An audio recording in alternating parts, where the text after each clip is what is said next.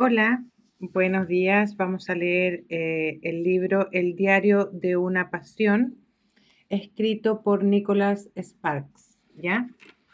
Y comienza así. Milagros, página 9. ¿Quién soy? ¿Y cómo acabará esta historia? Ya ha salido el sol y estoy sentado junto a la ventana empañada por el aliento de toda una vida.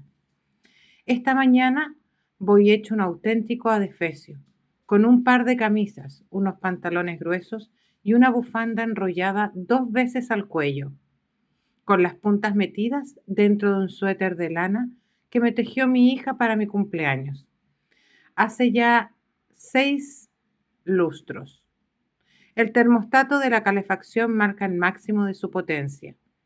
Y a pesar de que a mi espalda hay una pequeña estufa que hace clic y ruge y escupe aire caliente como un dragón de un cuento de hadas, mi cuerpo tirita por el frío perpetuo que se ha instalado en mi interior. Un frío que se ha ido gestando a lo largo de 80 años. 80 años. Pienso a veces. Y aunque acepto mi edad con resignación, todavía me sorprende que no haya vuelto a sentir calor desde que George Bush era presidente. Me pregunto si todos los viejos experimentarán lo mismo. Mi vida no es fácil de contar. No ha sido tan clamorosamente espectacular como se me habría gustado, pero tampoco he sido un tarambana ni he hecho nada grave de lo que deba arrepentirme. Supongo que podría decir que se ha asemejado más bien a unas ocasiones de bolsa de alto rendimiento, relativamente estable, con más momentos buenos que malos y con una tendencia general al alza. Una buena compra. Sí, señor, una adquisición afortunada.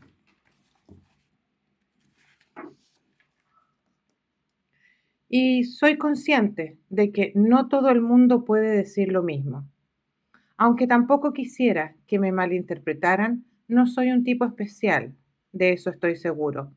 Soy un hombre corriente, con pensamientos corrientes, y he llevado una vida de lo más corriente. Nadie ha erigido un monumento en mi honor, y mi nombre pronto caerá en el olvido, pero he amado a una persona con toda el alma, y con eso me basta. Los románticos lo describirán como una historia de amor, los específicos como una tragedia. En mi opinión, tiene un poco de ambas cosas, aunque tampoco importa cómo desean interpretarlo, ya que a fin de cuentas esta historia ha marcado una parte considerable de mi existencia y determinado la senda que he elegido seguir. No me lamento del camino ni de las vicisitudes por las que he pasado. Ya tengo suficientes quejas en otros sentidos como para llenar una carpa de circo, pero la vía que he elegido siempre ha sido la más correcta para mí y no la cambiaría por nada del mundo. Por desgracia, el tiempo obstaculiza el trayecto. El camino sigue siendo tan recto como siempre, pero ahora está plagado de rocas y gravilla que se han ido depositando a lo largo de mi vida. Hasta hace 3 años habría sido fácil sortearlas, pero ahora me resulta imposible. La enfermedad ha hecho mella en mí. Me siento débil y desmejorado. Y paso los días como un viejo globo de una fiesta infantil, lánguido, flácido, y deshinchándome cada día un poco más. Toso y con los ojos entornados echo un vistazo al reloj. Ya es la hora. Me levanto del sillón junto a la ventana. Cruzo la habitación arrastrando los pies y me detengo delante de la mesa para recoger el cuaderno que tantas veces he leído. Ni siquiera lo miro. Me lo coloco bajo el brazo y prosigo mi camino hacia donde sé que he de ir. Avanzo sobre las baldosas blancas con vetas grises, del mismo color que mi cabello y que el de la mayoría de los que viven aquí. Esta mañana no hay nadie en el pasillo.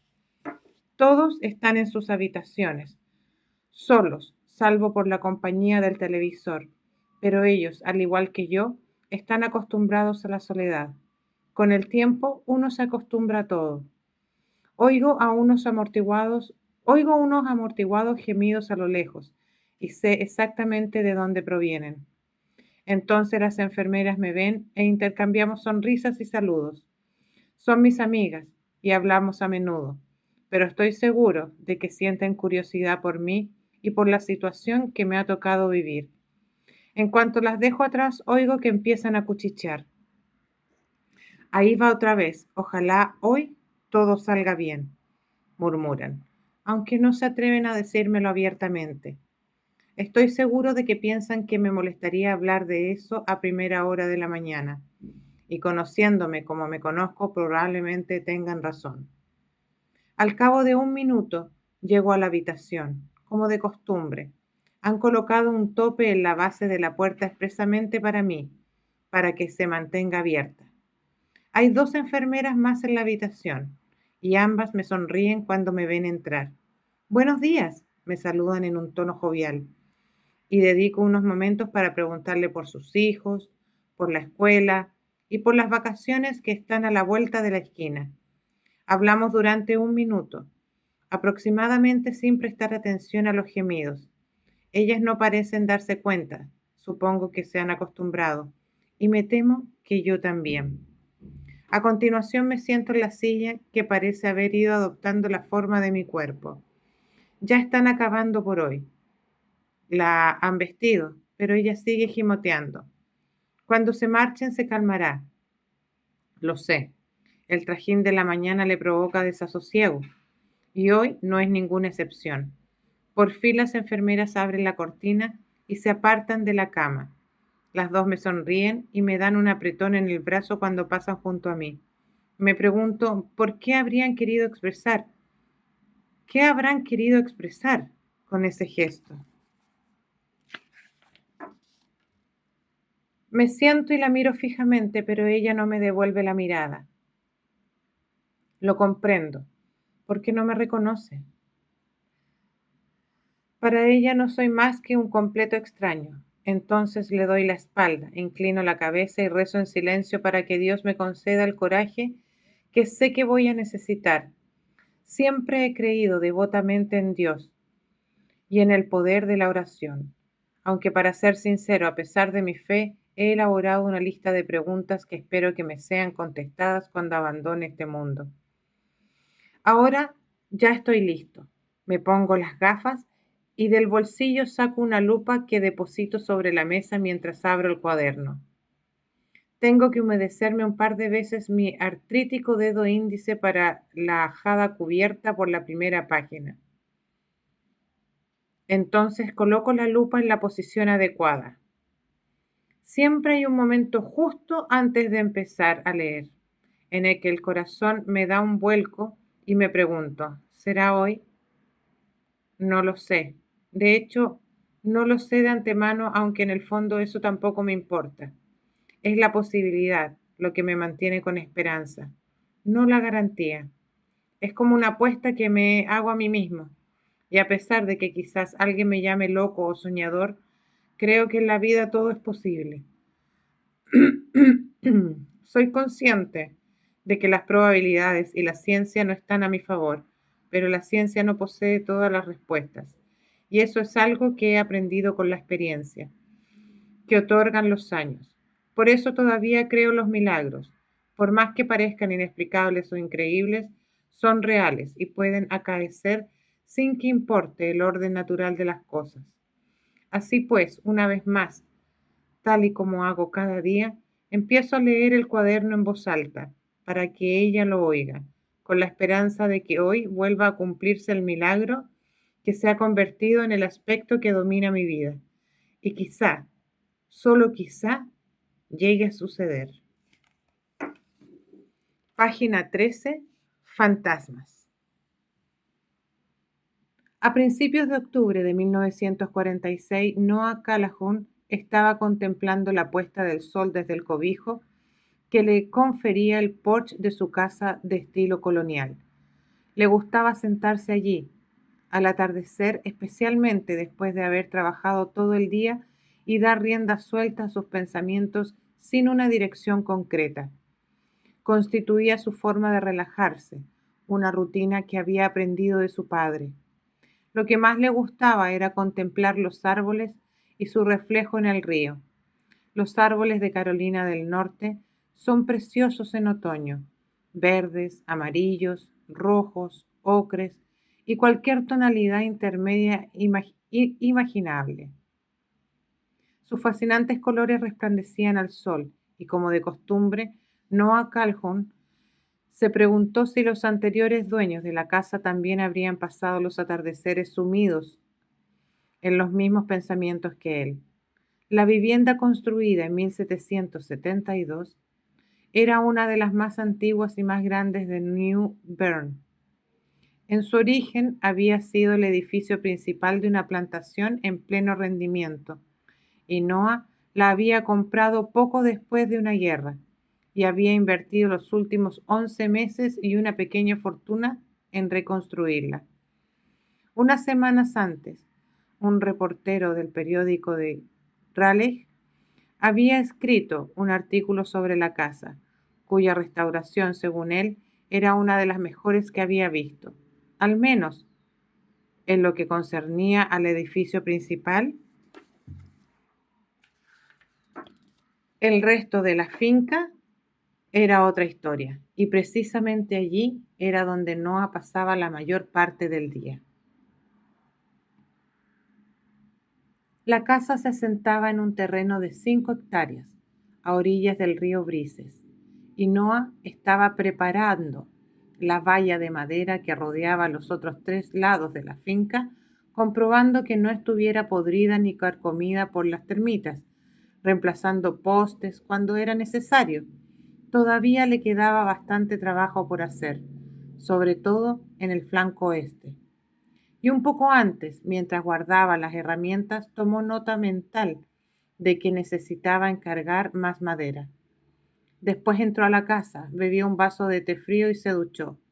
Siempre se duchaba al atardecer, para que el agua se llevara la suciedad y el cansancio.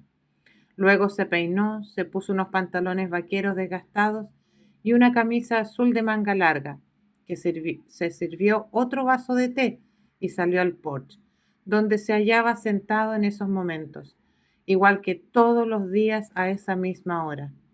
Estiró el brazo por encima de la cabeza, luego hacia ambos lados y para completar la rutina hizo varias rotaciones de hombro. Se encontraba a gusto, limpio y fresco.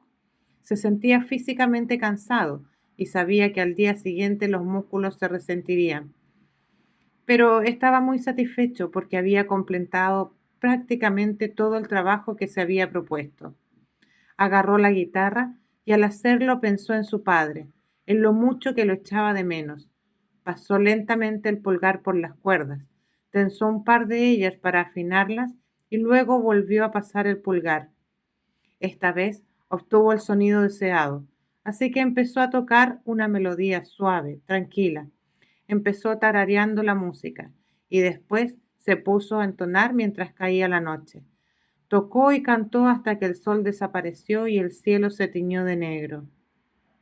Poco después de las 7 dejó la guitarra, se instaló en el balancín y empezó a columpiarse. Por pura costumbre, alzó la vista y miró a Orión, la Osa Mayor, Géminis y la estrella polar, que titilaban en el cielo otoñal.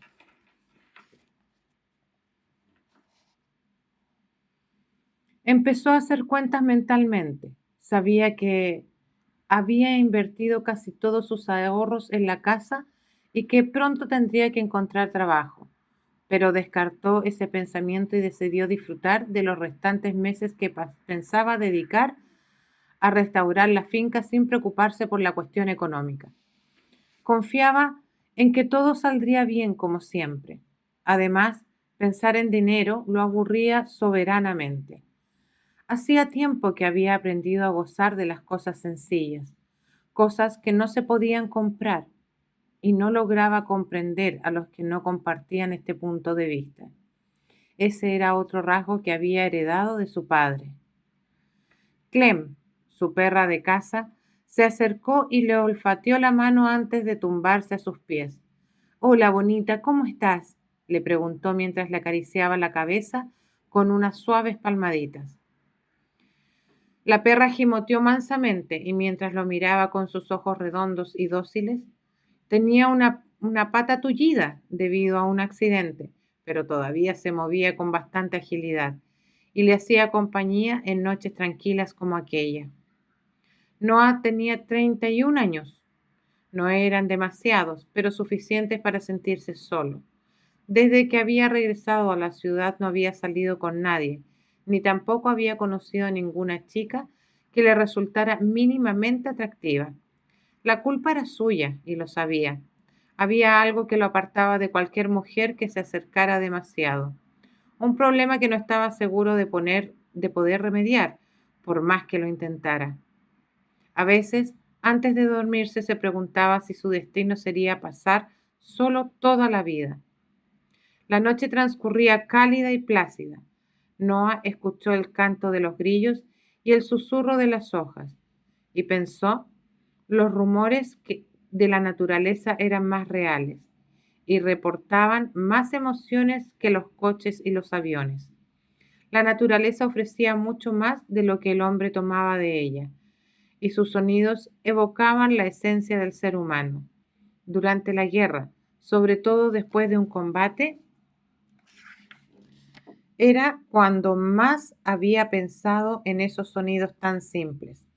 Te ayudarán a evitar que enloquezcas, le había dicho su padre el día que Noah fue reclutado. Es la música de Dios y te traerá de vuelta a casa. Apuró el té, entró en el comedor, tomó un libro y encendió la luz del porche antes de volver a salir. Tras sentarse de nuevo, fijó la vista en el libro. Era un viejo ejemplar de hojas de hierba de Walt Whitman, con la cubierta ajada y las páginas manchadas de lodo y agua. Lo había llevado consigo durante toda la guerra. Incluso una vez le sirvió de escudo al interceptar una bala. Acarició la cubierta y le quitó el polvo suavemente. Entonces lo abrió por una página al azar y leyó. Esta es tu hora, alma mía, la de tu libre vuelo hacia lo indecible. Lejos de los libros y del arte, consumido el día e impartida la lección, entera emerges, silenciosa y contemplativa, a considerar los temas que más amas, la noche, el sueño, la muerte y las estrellas. Noah sonrió para sí. Por alguna razón, siempre relacionaba a Whitman con New Bern y se alegraba de haber regresado. A pesar de haber estado ausente 14 años, aquel era su hogar y conocía a mucha gente en la localidad, la mayoría desde su juventud. No era extraño, como en muchas ciudades del sur, las personas que vivían allí nunca cambiaban, simplemente envejecían.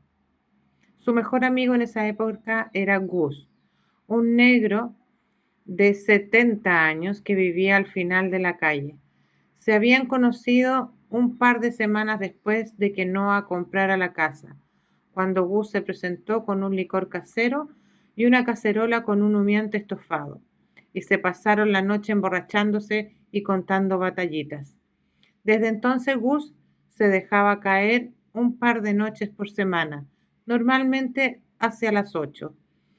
Con 4 hijos y 11 nietos en su casa, necesitaba evadirse de vez en cuando, algo que Noah comprendía perfectamente. Gus solía llevar su armónica y después de charlar un rato empezaban a tocar canciones. A veces podían pasarse horas entregados a la música. Noah había acabado por considerar a Gus como un miembro de la familia. De hecho, después de que su padre falleciera el año anterior, se había quedado solo en el mundo.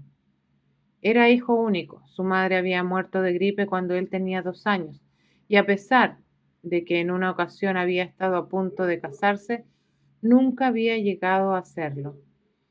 Pero había estado enamorado una vez. De eso no le cabía la menor duda. Una sola vez, y de eso ya hacía mucho tiempo. Aquella experiencia, aquella experiencia lo había marcado para siempre. El amor perfecto tenía ese poder, y el suyo lo había sido. Las nubes de la costa empezaron a desplazarse lentamente. Perdón, las nubes de la costa empezaron a desplazarse lentamente por el cielo crepuscular, adoptando un tono argénteo con el reflejo de la luna. Mientras se volvían más algodonosas, Noah echó la cabeza hacia atrás y la apoyó en el respaldo de la mecedora. Sus piernas se movían automáticamente manteniendo un ritmo cadencioso. Y como cada tarde, sintió que su mente se dejaba llevar por los recuerdos de un cálido atardecer como aquel 14 años antes. Fue justo después de su graduación en 1932, la noche inaugural de la feria de News River. Un hervidero de gente inundaba las calles de la ciudad, divirtiéndose con los juegos de azar y en los bulliciosos puestos ambulantes donde vendían perritos calientes y hamburguesas. La noche era húmeda. No sabía por qué, pero Noah recordaba aquel detalle vívidamente. Llegó solo y mientras deambulaba entre la concurrencia buscando algún conocido, vio a Finn y Sarah, dos amigos de la infancia, que departían animadamente con una desconocida. Recordó que pensó que era guapa. Y cuando finalmente se acercó, ella lo miró con sus ojos soñadores y ya no los apartó de él. Hola, le dijo ella simplemente, al tiempo que le ofrecía la mano. Finley me ha hablado mucho de ti. Un inicio de lo más normal, algo que no había relegado al olvido de haberse tratado de cualquier otra chica. Pero mientras le estrechaba la mano y contemplaba aquellos impresionantes ojos de color esmeralda, antes de volver a tomar aire, tuvo la certeza de que era la mujer perfecta, la mujer que nunca más volvería a encontrar, aunque se pasara el resto de su vida buscando.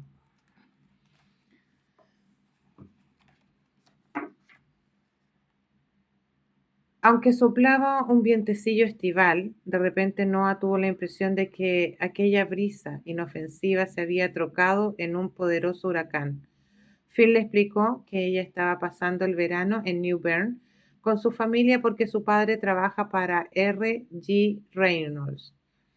Y a pesar de que Noah solo sintió con la cabeza, por la forma en que ella lo miró, tuvo la impresión de que había acertado al no añadir nada más. Entonces, Finn se echó a reír porque comprendió lo que estaba sucediendo y Sara propuso ir a buscar unas latas de Cherry Coke. Los cuatro se quedaron en la feria hasta que ya no quedó nadie y cerraron los puestos ambulantes. Quedaron para el día siguiente y también al otro, y pronto se hicieron inseparables. Cada mañana, excepto el domingo, cuando tenía que ir a misa, no acababa sus obligaciones lo más rápido posible y luego se dirigía velozmente hacia el parque Fort Totten, donde ella lo estaba esperando. Dado que era una turista y no estaba acostumbrada al ritmo de una ciudad tan pequeña, se pasaban los días haciendo actividades completamente novedosas para ella. Noah le enseñó a atar el anzuelo en el sedal y a pescar percas en las aguas poco profundas, y también la llevó de excursión al bosque. Croatán navegaron en canoa y presenciaron espectaculares tormentas de verano. Noah tenía la impresión de que se conocían de toda la vida, pero también aprendió cosas nuevas. En un baile, en el granero de tabaco, fue ella quien le enseñó a bailar el vals y el charleston, y a pesar de que durante las primeras canciones se pisaron varias veces sin querer, la paciencia de ella tuvo el fruto deseado y se pasaron el resto de la noche bailando hasta que los músicos abandonaron sus instrumentos. Después, él la acompañó a casa y tras darse buenas noches en el porche, la besó por primera vez, no sin preguntarse por qué habría tardado tanto en hacerlo. Una semana después la llevó a esa casa y a pesar de su evidente deterioro, le dijo que un día pensaba comprarla y restaurarla. Se pasaron horas hablando de sus sueños, el de Noah de ver mundo y el de ella ser una famosa pintora. Y en una húmeda noche de agosto ambos perdieron la virginidad. Cuando ella se fue al cabo de 3 semanas, se llevó un pedazo de su corazón. Noah la vio marcharse de la ciudad a primera hora de una lluviosa mañana, tras haberse pasado la noche en vela. Después se fue directamente a su casa e hizo la maleta. La siguiente semana la pasó solo, en la isla Harkers. Noah se deslizó las manos por el pelo y echó un vistazo al reloj. Las 8:12. Se levantó, se acercó a la parte delantera de la casa y escrutó la carretera. Ni rastro de Gus. Noah supuso que ya no acudiría. Regresó al balancín y volvió a mecerse. Recordó la primera vez que habló con Gus, que le habló a Gus de ella. Su amigo sacudió la cabeza y se echó a reír. Así que ese es el fantasma del que has estado huyendo, ¿eh? Cuando Noah le preguntó a qué se refería, Gus contestó: ya sabes, los fantasmas del pasado, los recuerdos que gravitan sobre nosotros. Y te he estado observando, trabajando día y noche sin descanso, sin apenas darte un respiro. Las personas actúan de ese modo por 3 motivos: o bien porque se han vuelto locas, o porque son idiotas, o porque intentan olvidar. Y desde el primer momento he estado seguro de que en tu caso era porque intentabas olvidar, aunque no sabía el qué. Noah recapacitó sobre las palabras de Gus. Su amigo tenía razón, por supuesto. New Bern era ahora un ámbito embrujado, hechizado por el fantasma de los recuerdos de aquel amor. La veía siempre que pasaba por el parque Fort Totten, el lugar donde solían quedar, o bien sentada en el barco o a pie junto a la verja, sonriente, con la melenita rubia rozándole los hombros y los ojos del color de las esmeraldas. Cuando Noah se instalaba en el porche por la noche con su guitarra, se la imaginaba junto a él, escuchándolo en silencio mientras él entonaba melodías de su infancia. Y lo mismo sentía cuando iba a la tienda de Gastón, o si pasaba por delante del teatro Masonic, o cuando paseaba por el centro de la ciudad. Por todas partes veía su imagen y encontraba objetos que le recordaban a ella. Era extraño, y Noah era plenamente consciente de ello. Se había criado en New Bern, había vivido hasta los 17 años allí, pero cuando se ponía a pensar en la ciudad, únicamente parecía recordar aquel verano, el tiempo que habían pasado juntos. El resto de los recuerdos constituían simplemente fragmentos, retales de su infancia y adolescencia, y muy pocos, por no decir ninguno, le evocaban algún sentimiento. Se lo comentó una noche a Gus y su amigo le ofreció una explicación muy simple. Mi padre decía que la primera vez que te enamoras te cambia la vida para siempre, y por más que lo intentes, jamás lograrás borrar ese sentimiento tan profundo. Esa chica fue tu primer amor, y hagas lo que hagas, siempre estará presente en tu corazón. Noah sacudió la cabeza, y cuando la imagen de ella empezó a desvanecerse en su mente, retomó la lectura de Whitman. Leyó durante una hora, alzando la vista de vez en cuando para observar los mapaches y comadrejas que correteaban furtivamente cerca del río.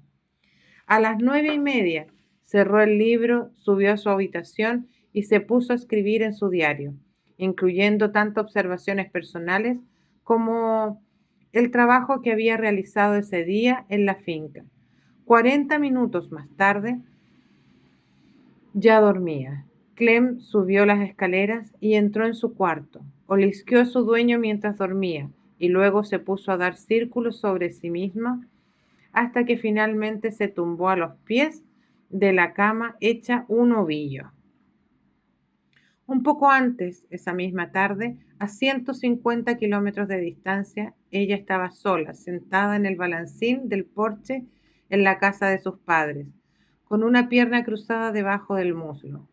Al acomodarse había notado que la funda todavía estaba húmeda por el chaparrón que había caído durante la tarde. Pero en esos momentos las nubes se estaban disipando y se dedicó a verlas pasar, preguntándose si habría tomado la decisión correcta. Se había pasado días indecisa, incluso hasta unas horas antes, pero finalmente se había convencido de que jamás se perdonaría si dejaba escapar aquella oportunidad. Lon no sabía la verdadera razón del viaje que tenía previsto para el día siguiente. Una semana antes ella había insinuado que le apetecía ir a comprar antigüedades en la costa. Solo serán un par de días, le había dicho. Además, necesito tomarme un respiro de los preparativos de la boda. Se sentía algo culpable por haberle mentido, pero sabía que de ninguna manera podía contarle la verdad. Su viaje no tenía nada que ver con él, y no sería justo pedirle que entendiera sus motivos. Desde Raleigh era un trayecto fácil, un poco más de 2 horas en coche, y llegó antes de las 11 de la mañana. Se registró en un pequeño hotel en el centro. Subió a la habitación y deshizo la maleta. Colgó los vestidos en el armario y guardó el resto de sus pertenencias en los cajones. Tomó un almuerzo frugal. Le preguntó a la camarera cómo llegar a la tienda de antigüedades más cercanas. Y luego se pasó las siguientes horas comprando. A las 4:30 ya estaba de vuelta en su habitación. Se sentó en el borde de la cama, agarró el teléfono y llamó a Lon. Su prometido no podía hablar demasiado rato porque tenía que asistir a un juicio. Pero antes de colgar, ella le dio el número de teléfono del hotel donde se alojaba y le prometió que volvería a llamarlo al día siguiente. Al colgar se sintió satisfecha. Había sido una conversación rutinaria, nada fuera de lo normal, nada que pudiera despertar las sospechas de Lon. Hacía casi 4 años que lo conocía. Fue en 1942, con el mundo en guerra y Estados Unidos desbordado por el conflicto bélico. Perdón. Todos contribuían de un modo u otro, y ella trabajaba de voluntaria en un hospital en el centro de la ciudad donde le apreciaban y la necesitaban, pero la labor resultó más ardua de lo que esperaba. Empezaron a llegar los primeros jóvenes soldados heridos, y ella pasaba los días con hombres física y espiritualmente destrozados. Cuando Lon, con su encanto arrollador, se le presentó en una fiesta de Navidad, ella vio en él exactamente lo que necesitaba, alguien con confianza en el futuro y con un sentido de humor que disipaba todos los temores que la asfixiaban.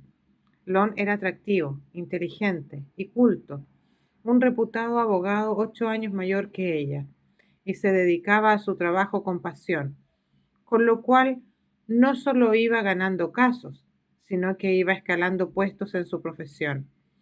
Ella comprendía su empeño en busca del éxito, ya que su padre y casi todos los hombres que conocía en su círculo social estaban cortados por el mismo patrón. Al igual que ellos, Lon había sido educado bajo esa premisa. Y en el sistema de castas del sur del país, el apellido de la familia y el éxito personal constituían a menudo lo más importante para el matrimonio. Para algunos era lo único que contaba. Aunque ella se había rebelado contra aquella idea de niña y había salido con algunos hombres que podrían describirse más bien como balas perdidas, se sintió atraída por el talante tranquilo de Lon y poco a poco se enamoró de él. Hasta aquí vamos a continuar, hasta aquí vamos a seguir, página 23, y ahora lo subo de inmediato. Chao, chao.